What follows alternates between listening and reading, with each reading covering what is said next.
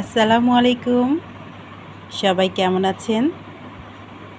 মহান রব্বুল আলামিন সবাইকে সুস্থ রাখুন সেই দোয়া রেখে শুরু করছি আজকের একটা লং ভিডিও। ভাবছি আজকে ঈদের তৃতীয় দিন চলছে, যাদের মাছ মাংস খেতে খেতে আর ভালো লাগছে না তাদের জন্য আজকের এই ভিডিওটা। আমি আজকে রাতের মেনুতে কী নিয়ে বসেছি আপনারা কি কেউ একটু গেস করতে পারছেন? একটু বেশি করে পেঁয়াজ আর রসুন দিয়ে একটু ঝাল ঝাল করে উস্তা ভাজি করে নিয়েছি একটু, তার সাথে এখানে নিয়েছি লোভনীয় ঝাল ঝাল চিংড়ি দিয়ে লাউয়ের খোসা ভর্তা। আজ কয়টা দিন মাংস দিয়ে চলছে, তো ভাবলাম আজকে একটু অন্য রকম খাবার তৈরি করি। তো এই ভর্তাটা আমি দুপুরেই রেডি করে নিয়েছিলাম, আর সন্ধ্যাতে ভর্তাটা পাটায় বেটে রেডি করে নিল আমার বড় মেয়েটা। তারপর আমরা এখন জমিয়ে খাওয়া দাওয়া করছি, রাতের খাওয়া দাওয়া। তো ভাবলাম রাতে এরকম একটা খাবার খাচ্ছি, আমার ভিউয়ার্সদের সাথে একটু শেয়ার করি।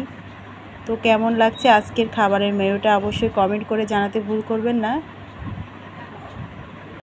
আর কার কার লোভ লাগছে এই খাবার দেখে অবশ্যই চলে আসুন বাসায়, কারণ একদমই সাধারণ রেসিপিতে অসাধারণ স্বাদ। আসলে এই রকম গরম গরম ভাতের সাথে যদি একটু চিংড়ি মাছের ভর্তা হয়, তাও আবার সেই চরম ঝাল, তাহলে খেতে কেমন হবে বলুন? দারুণ না? তো চলুন শুরু করি। প্রথমে ভর্তাটা দিয়ে শুরু করছি।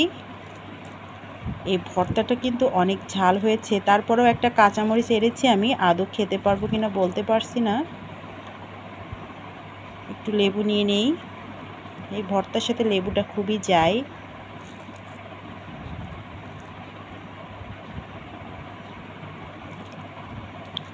বিসমিল্লাহ।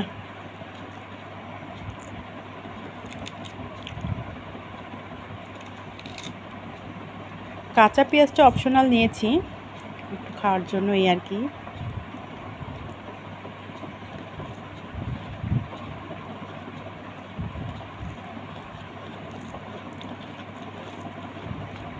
ভর্তাটা তো দারুণ জমেছে, মজা হয়েছে, আর সেই ঝাল, কাঁচামরিচটা আর খাওয়া লাগবে না, এত ঝাল হয়েছে। তো যাই হোক, ভর্তা দিয়ে একটু টেস্ট করলাম, ভালোই লাগলো খেতে।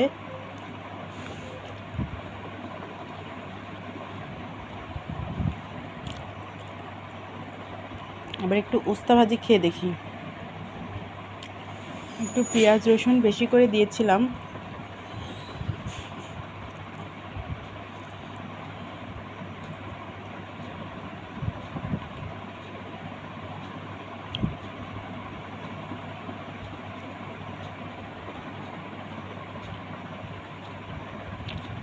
উস্তা ভাজিটাও কিন্তু দারুণ হয়েছে।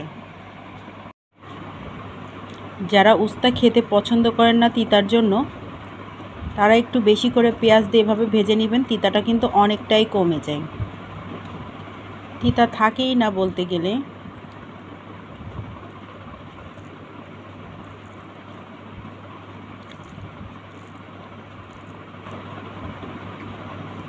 আর এরকম মাছ মাংস একঘেয়েমি খাওয়া হয়ে গেলে তারপর কিন্তু ভর্তাটা খেতে খুবই ভালো লাগে, এই জন্যই আজকে ভর্তাটা করে নিয়েছি।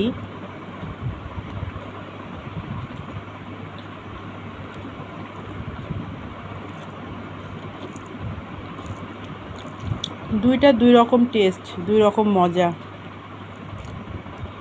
তো বন্ধুরা, আজকের ভিডিওটা কেমন লাগলো অবশ্যই কমেন্ট করে জানাতে ভুল করবেন না।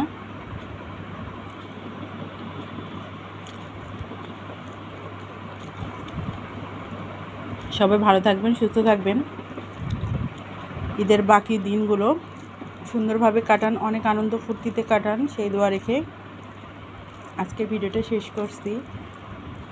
আল্লাহ হাফেজ, আসসালামু আলাইকুম।